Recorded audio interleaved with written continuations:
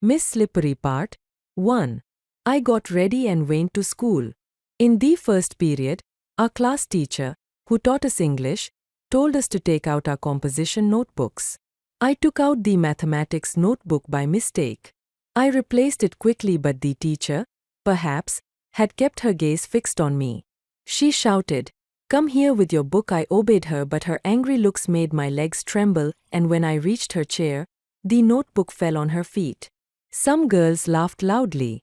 The teacher thought that I had dropped the notebook on purpose. She stared at me with an all-devouring look.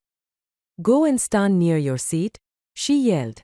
I kept standing, punished for the whole period. The next was history class and my favorite subject. The teacher had asked us to memorize the causes and effects of the Battle of. I was well prepared. She began testing all of us, one by one. When my turn came, I went blank. The teacher gave me a stern stare, while I stood there still, with my head hanging down in shame, and continued their never-ending tiffs. Used every opportunity to express his annoyance. On her part, did not allow any such occasion to slip without turning it into a vociferous quarrel. The quarrel was between the two, but the punishment inevitably descended on a third one, that is me at school. Wherever and whenever I heard raised voices, I felt as if and were quarreling. Sometimes, even in the midst of silence, Mama's screams came piercing through my ears. And, whenever I heard Mama's high-pitched yells, my legs quivered.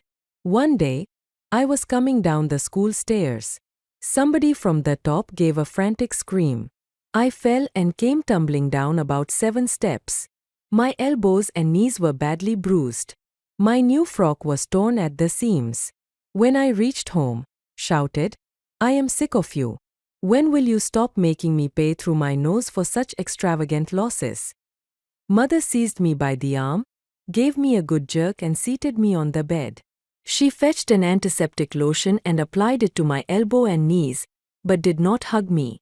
Within me lingered the yearning that she would hold me and console me. Even if she had given me just a sympathetic pat, my smarting limbs would have been soothed. My younger brother was close by. As walked away to the kitchen, he came and sat beside me. He placed his little hand on my arm and whispered, "Are you in great pain?" I hugged him tight and started crying again. I used to walk quite cautiously, yet I would often stumble. One day, the class monitress announced, "We'll call her Slippery." Others slip on wet ground. Manages to slip even on dry land. That provided the other girls of the class new scope for fun. They teased me with the new title every day. Soon, a verse was composed in my honor, "Slippery, slippery slipping without muck."